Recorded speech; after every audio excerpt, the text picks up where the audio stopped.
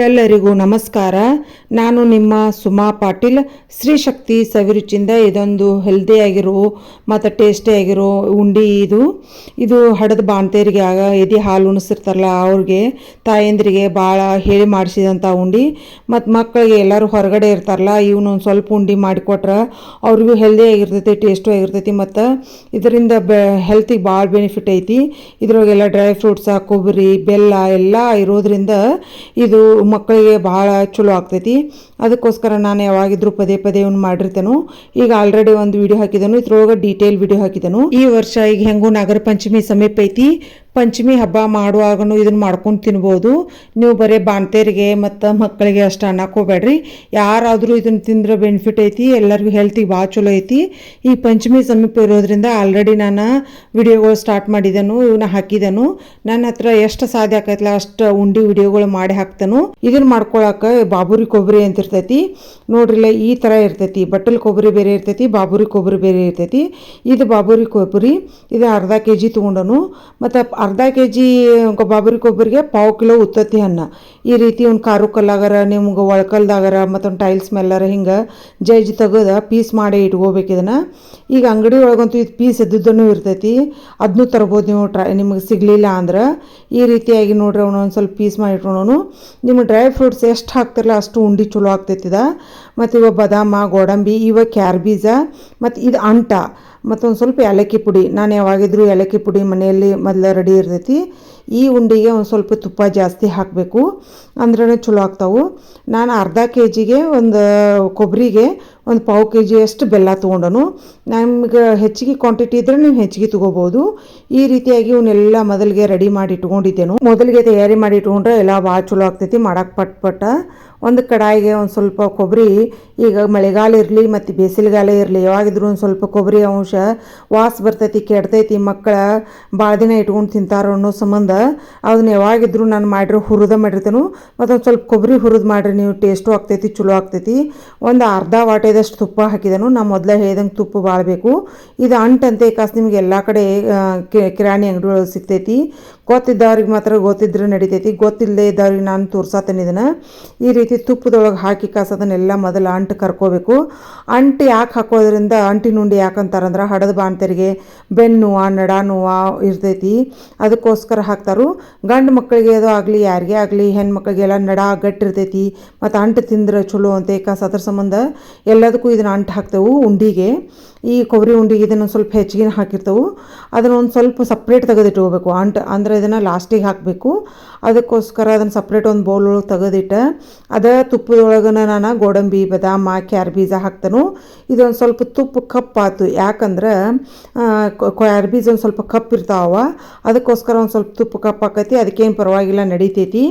ಇದ್ರೊಳಗೆ ನಾನು ಮತ್ತೇನು ಉತ್ತತ್ತಿ ಹಣ್ಣು ಜಜ್ಜಿ ಇಟ್ಕೊಂಡಿರ್ತಲ್ಲ, ಇವನಿಷ್ಟನ್ನು ತುಪ್ಪದೊಳಗೆ ಹುರ್ಕೊಂಡು ನಾವು ಮಾಡಬೇಕು. ಅಂದರೆ ಇದು ಚಲೋ ಆಗ್ತೈತಿ ಮತ್ತು ಟೇಸ್ಟ್ ಆಗ್ತೈತಿ. ಇದಕ್ಕೆ ಹೆಸರಿಗೇನ ಅಂಟಿನ ಉಂಡೆ ಅನ್ನೋ ಸಂಬಂಧ ಈ ರೀತಿ ಅಂಟ, ಕೊಬ್ಬರಿ, ಗೋಡಂಬಿ, ಬಾದಾಮ ಎಲ್ಲ ಹುರಿದು ಕರು ಇಟ್ಕೊಂಡು, ಕೊಬ್ಬರಿ ನೀವು ಇಷ್ಟಪಡೋರು ಉದ್ದುದ್ದಕ್ಕೆ ಇದ್ರೆ ನಡಿತೈತೆ ಅಂದ್ರೆ ಹಂಗೆ ಬಿಡ್ರಿ. ಇಲ್ಲ ಬೇಡಪ್ಪ ನಮಗೆ ಅನ್ನೋರು ಅದನ್ನು ಒಂದು ಸ್ವಲ್ಪ ಮಿಕ್ಸಿ ಮಾಡಿ ಈ ರೀತಿ ಪುಡಿ ಮಾಡಿ ಹಾಕ್ರಿ. ಆಮೇಲೆ ಡ್ರೈ ಫ್ರೂಟ್ಸ ಹಂಗೆ ಹಾಕಿದ್ರೆ ಒಂದು ಸ್ವಲ್ಪ ಕೈಗೆ ಚುಂಚ್ತಾವು, ಉಂಡೆ ಕಟ್ಟಕ್ಕೆ ಚಲೋ ಆಗಂಗಿಲ್ಲ. ಅದಕ್ಕೋಸ್ಕರ ಅವನು ಒಂದು ಸ್ವಲ್ಪ ತರಿಯಾಗಿ ಪೌಡ್ರು ಮಾಡಿ ಹಾಕಿದನು. ಆಮೇಲೆ ಇವನೇನೋ ಉತ್ತತ್ತಿ ಹಣ್ಣು ಕರಿರ್ತವಲ್ಲ ತುಪ್ಪದೊಳಗೆ, ಅವನು ಪುಡಿ ಮಾಡಿ ಹಾಕಬೇಕು. ಈ ರೀತಿ ಅವನ್ನೆಲ್ಲ ಹಾಕ್ಕೊಂಡು ಕಲಿಸ್ಕೋಬೇಕು.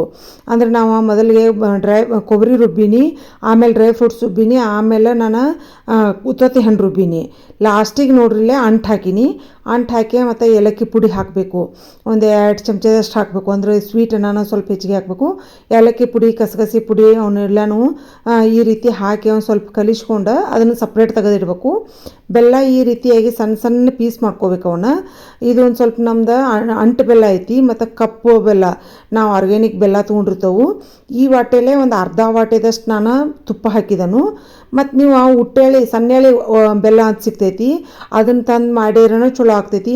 ಮತ್ತು ಉಟ್ಟೇಳಿ ಮತ್ತು ಸಕ್ಕರೆ ಇದ್ದಿದ್ದು ಬಿರುಸಿದ್ದದ್ದು ಬೆಲ್ಲದಲ್ಲೇ ನೀವು ಮಾಡಿದ್ರಿ ಅಂದ್ರೆ ಅದು ಚಲೋ ಆಗಂಗಿಲ್ಲ. ಉಂಡೆಲ್ಲ ಬಿರುಸಾಕದವು. ಆಲ್ಮೋಸ್ಟ್ ಈ ಅಂಟಿನ ಉಂಡಿಗೆ ಅಂಟು ಬೆಲ್ಲ ಕೊಡಂದ್ರೆ ಎಲ್ಲ ಕಡೆ ಕಿರಾಣಿ ಅಂಗಡಿ ಸಿಗ್ತಾವು, ತೊಗೊಂಬರ್ರಿ ನೀವು. ಇಲ್ಲಿ ನೋಡ್ರಿ ತುಪ್ಪ ಹಾಕಿ ಒಂದು ಸಣ್ಣ ಉರಿ ಒಳಗನ ಅದನ್ನು ಕುದಿಸ್ಬೇಕು. ಈ ರೀತಿ ಅದು ಬೆಲ್ಲ ಕರಿಗಿರ ಮುಗಿತಿದ್ರದು, ಭಾಳ ಏನು ಆನ್ ಮಾಡೋಂಗಿಲ್ಲ. ಈ ರೀತಿಯಾಗಿ ನೋಡ್ರಿ ಅಲ್ಲೇ ಇಲ್ಲೇ ಗುಳ್ಳು ಹೇಳತ್ತೈತಲ್ಲ ಅಷ್ಟು ಬಂದ್ರೆ ಮುಗೀತು. ಇದು ಆನ್ ಮಾಡಬೇಕು ಮತ್ತು ಇದನ್ನು ನೀರೊಳಗೆ ಮಾಡಬೇಕು ನೋಡಬೇಕು ಅನ್ನೋದೇನಿಲ್ಲ. ಈ ರೀತಿ ಅವನ್ನೆಲ್ಲ ಇಟ್ಕೊಂಡಿರ್ತವಲ್ಲ ಅದ್ರೊಳಗೆ ಬೆಲ್ಲ ಸ್ವಲ್ಪ ಹಾಕಿ ಕಲಿಸಿ ನೋಡಬೇಕು. ಅಂದರೆ ನಾನು ಒಂದು ಸ್ವಲ್ಪ ಬೆಲ್ಲ ಹೆಚ್ಚಿಗೆ ತೊಗೊಂಡಿದ್ನಿ, ಆದರೂ ಅದೊಂದು ಸ್ವಲ್ಪ ಪಾಕ ಉಳ್ದ ಬಿಡ್ತು ನೋಡ್ರಿ. ಇಲ್ಲಿ ಎಷ್ಟು ಒಂದು ಸ್ವಲ್ಪ ಉಳೀತು. ಕಲಿಸಿ ನೋಡಿ ನೀವು ಹಾಕೋರಿ. ಆ ಬೆಲ್ಲ ಉಳಿದ್ರೂ ಏನು ಪರವಾಗಿಲ್ಲ, ಎದಕ್ಕಾರ ಸ್ವೀಟಿಗೆ ಆಮೇಲೆ ಪಲ್ಯಗಳಿಗೆ ಹಾಕುವಾಗ ಬರ್ತೈತಿ, ಅದನ್ನು ಹಾಕಿರಿ ಯೂಸ್ ಇರ್ತೈತಿ. ಅಂದರೆ ತುಪ್ಪ ಹಾಕಿರ್ತಾವನ ಒಂದು ಸ್ವಲ್ಪ ನಡಿತೈತಿ, ಅದೇನು ಪಲ್ಯಗಳಿಗೆ ಯೂಸ್ ಆಗ್ತೈತಿ. ಇಲ್ಲಿ ನೋಡ್ರಿ ಈ ರೀತಿ ಎಲ್ಲ ಕಲಿಸ್ಕೊಂಡು ಕೈಗೆ ಒಂಚೂರು ತುಪ್ಪ ಹಚ್ಕೊಂಡು ಉಂಡೆ ಕಟ್ಟಿರ ಅಂಟಿನ ಉಂಡೆ ರೆಡಿ ಆಯಿತು. ಮತ್ತು ಮೇಲ್ಗಡೆ ತುಪ್ಪ ಒಂದು ಸ್ವಲ್ಪ ಹಾಕಿದ್ನಿ ನಾನು. ಈ ರೀತಿ ನೀವು ಮಕ್ಕಳಿಗೆ ಮಾಡಿಕೊಡ್ರಿ. ಎಲ್ಲಾರ ಹಾಸ್ಟೆಲ್ಗಿರೋರು ಪಿ ಜಿಗಿರೋರು ಮಕ್ಕಳಿಗೆ ನೀವು ಮಾಡಿಕೊಟ್ರಿ ಅಂದ್ರೆ ಭಾಳ ಚಲೋ ಆಗ್ತೈತಿ. ಹಡದ ಬಾಣ್ತಿಯರಿಗಂತೂ ಇದು ಹೇಳಿ ಮಾಡಿಸಿದಂಥದ್ದು. ಇದಕ್ಕೆ ಒಂದು ಸ್ವಲ್ಪ ಅಳವಿ ಹಾಕಿದ್ದೇನೆ ನಾನು. ಅಳವಿ ತುಪ್ಪದಲ್ಲಿ ಹುರಿದು ಹಾಕಿದ್ರೆ ಅದು ಚಲೋ ಆಗ್ತೈತಿ. ಅದನ್ನೊಂದು ಹಾಕೋದು ವಿಡಿಯೋ ಮರ್ತನಿ ನಾನು. ಒಂದು ಸ್ವಲ್ಪ ತುಪ್ಪ ಹಾಕಿ ಅದನ್ನು ಹುರಿದು ಮಾಡಿದ್ರೆ ಈ ರೀತಿ ನಿಮಗೆ ಅಂಟಿನ ಉಂಡೆ ರೆಡಿ ಆಯಿತು. ಎಲ್ಲರಿಗೂ ಮನೆಯಲ್ಲಿ ಈ ರೀತಿ ಹಡದು ಬಾಣ್ತಿರೋದು ಯಾರು ಇರ್ತಾರಲ್ಲ ಅವ್ರಿಗೆ, ಹಾಲು ಕುಡಿಸೋರಿಗೆ ನೀವು ಮಾಡಿಕೊಡ್ರಿ, ಭಾಳ ಚಲೋ ಆಗ್ತೈತಿ. ನನ್ನ ಎಲ್ಲ ಅಡುಗೆ ವಿಡಿಯೋಗಳು ಪೂಜಾ ವಿಡಿಯೋಗಳು ನಿಮಗೆಲ್ಲ ಇಷ್ಟ ಆಗತ್ತವು. ಎಲ್ಲರೂ ಲೈಕ್ ಮಾಡತ್ತೀರಿ, ಶೇರ್ ಮಾಡತ್ತೀರಿ, ಕಮೆಂಟ್ಸ್ ಮೂಲಕ ನಿಮ್ಮ ಅನಿಸಿಕೆಗಳನ್ನು ತಿಳಿಸತ್ತೀರಿ. ಇದೇ ರೀತಿ ನಿಮ್ಮೆಲ್ಲರ ಸಪೋರ್ಟ್ ಹೀಗೆ ಇರಲಿ. ಮತ್ತು ಯಾರೆಲ್ಲ ಫಸ್ಟ್ ಟೈಮ್ ನೋಡ್ತಾರಲ್ಲ ಅವರು ಸಬ್ಸ್ಕ್ರೈಬ್ ಮಾಡೋದಂತೂ ಮರೆಯಕ್ಕೆ ಹೋಗಬೇಡ್ರಿ. ವಿಡಿಯೋ ಇಷ್ಟ ಆದವ್ರು ಲೈಕ್ ಬಟನ್ ಕೊಡೋದಂತೂ ಮರೆಯಕ್ಕೆ ಹೋಗಬೇಡ್ರಿ. ನಿಮ್ಮೆಲ್ಲರ ಸಪೋರ್ಟ್ ಸದಾ ಯಾವಾಗಿದ್ರೂ ಹೀಗೆ ಇರಲಿ. ಎಲ್ಲರಿಗೂ ತುಂಬ ಧನ್ಯವಾದಗಳು. Thank you so much.